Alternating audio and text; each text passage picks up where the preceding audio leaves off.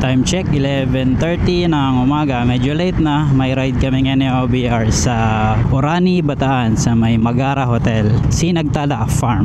Malapit lang naman yon, wala pang 100 kilometers, mga 1 hour mahigit siguro biyahe namin. Tapos alas 2 yung check-in namin, kaya sakto lang, hindi man kami magmamadali dahil malapit nga lang yun dito sa Angeles, Pampanga. Maganda view doon, pa bundok siya, tapos meron silang mga pool, so makapagligo kami ni OBR doon. Short ride papunta ng Orani, Bataan. Staycation kami doon sa Magara Hotel, Sinagtala Farm.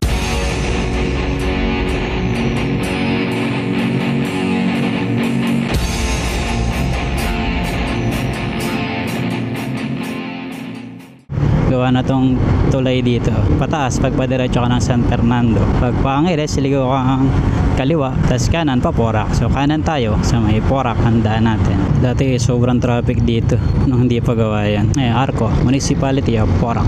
Dito kami dadaan sa may Megadike, pero may daan din dito sa kabilang to.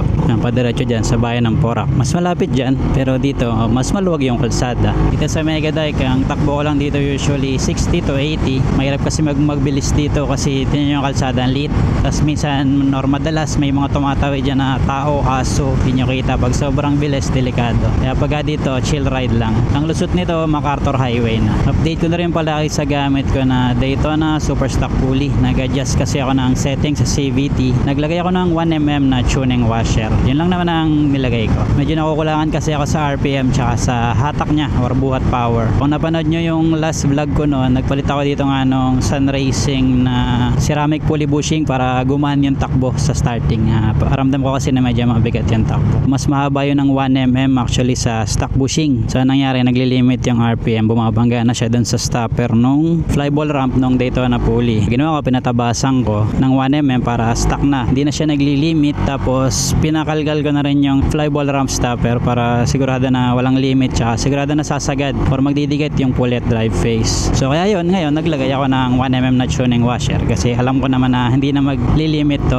Pero kung hindi nyo ipakalkal yun, huwag kayong magwa-washer dito sa Daytona Super Stock Pulley. Okay na siya ngayon, mas gusto ko na yung RPM tsaka yung hatak niya or yung torque. Sarado dun sa may gitna ng Megadike. Check namin dito kung merong daan. Bacolor tong dinadaanan namin ngayon sa baba. Baka kami dito sa gitna tapos pasok ng kanan. Meron naman daw, sabi ni OBR na palabas. Check na lang namin. Ito na yung palabas ng MacArthur Highway. Kanan tayo dito. Highway na yan. Ito pala yun, ang labas nun. Parang ganun lang din kasi parang bumaba ka lang ng Megadike pag dating mo ng gitna. Feeling ko bawal din pumasok dito ngayon. Ayan yung Megadike na asphalto nila. Bukas malamang doon nadaan namin sa kabilang side. Para chill ride lang din. Dito kasi medyo mabilis spacing dito. Kasi nga maluwag yung kalsada. Sabi kanina ng MacArthur Highway, hindi na pala MacArthur Highway ito. Ang MacArthur Highway yan doon sa may San Fernando, Angeles, as papunta ng Clark. Tapos diretso ng Tarlac, pa Baguio. Ayun yung MacArthur Highway. Ito hindi. Pero ito yung daan papunta ng Bataan. Florida Blanca na yata ito. Luwag ng kalsada, wala masyadong buwabiyahe. Konti lang, saktuhan lang. Monday din kasi ngayon.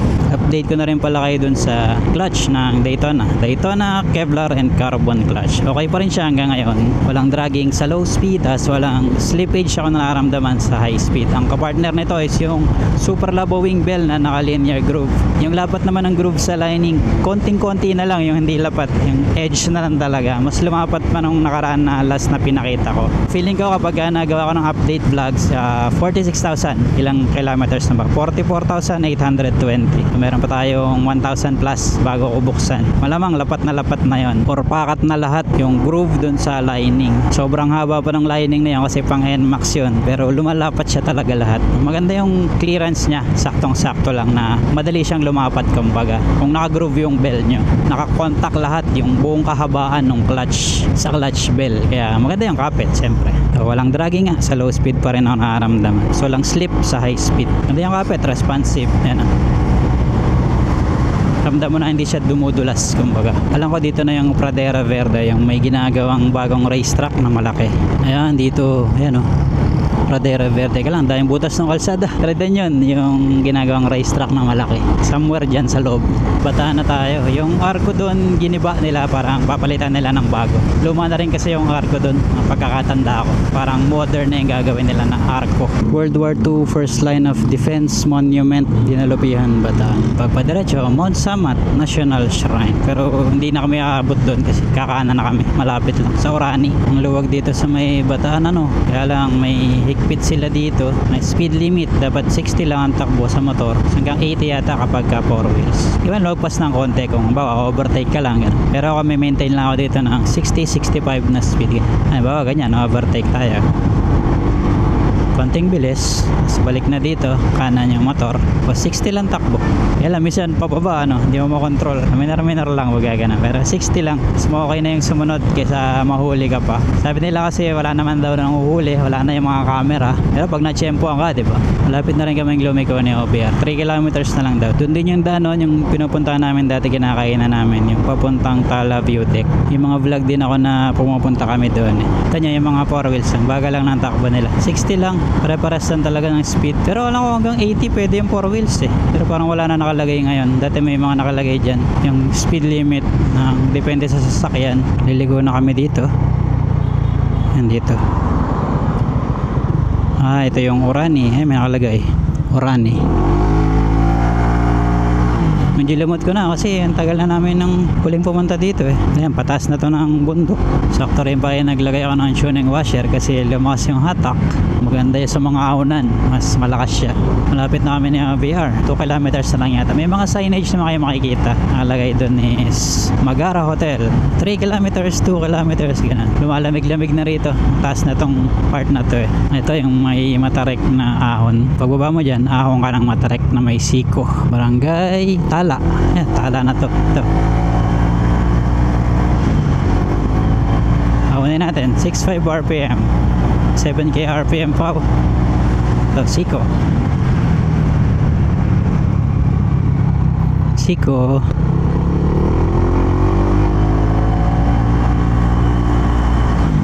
Dali lang ahonin. Basic lang. Malakas naman kasi si ADB talaga. Ito na, matarek. Hindi natatalo ng ahon yung RPM.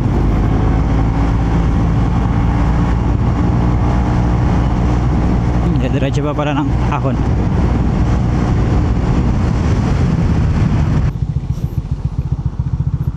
Ito na, napalagpas ako. Ayan. Sinagtala Adventure Park, Magara Hotel. Off-road ng konti. Okay. Ito na, Magara.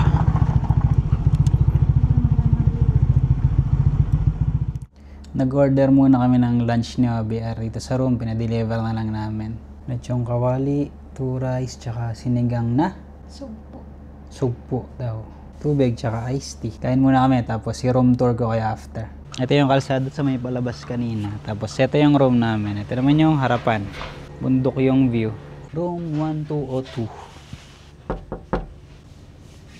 Ito yung room, tapos mayroong cabinet na gaya ng gamit.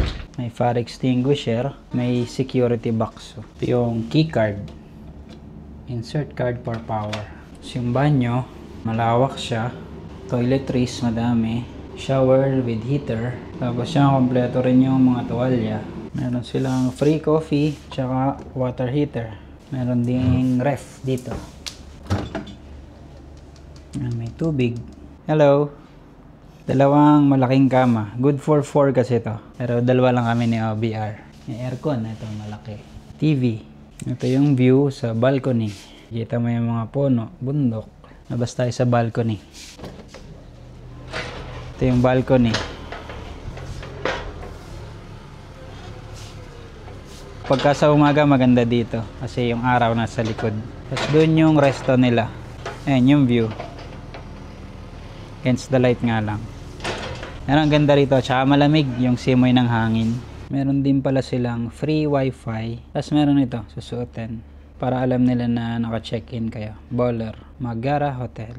Meron ding landline para pag-order kayo or may kailangan kayo. Ang presyo pala nitong room is 6K tapos may 2,000 na deposit. Kaya kung apat kayo na magpupunta rito, sulit na kasi parang tigwa 1.5 lang. Meron din palang free breakfast yan na kasama. Pahinga lang muna kami ng konti ni Javier, patanggal ng busog, tapos gala-gala na tayo mamaya. Mag-swimming din kami, may mga pool kasi dito. Pakita ko pala sa inyo yung welcome video nila.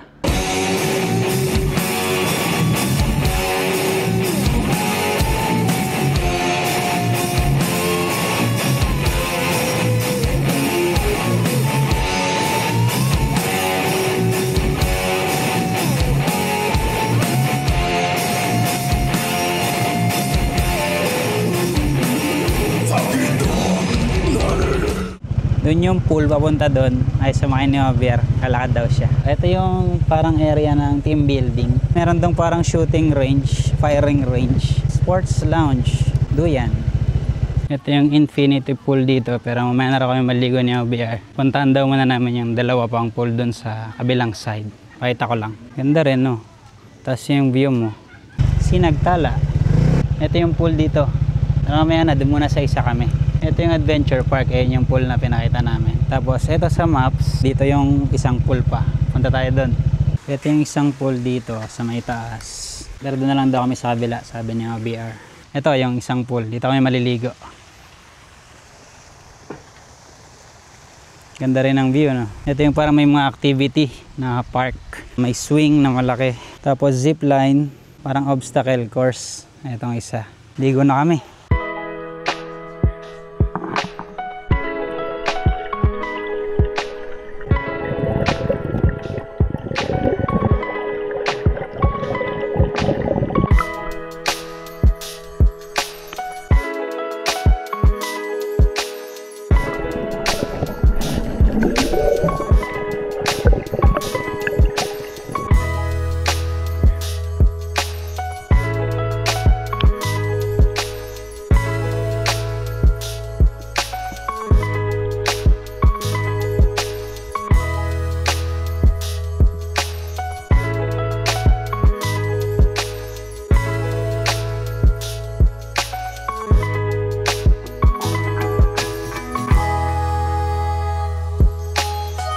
Morning, kakape namin ni Javier.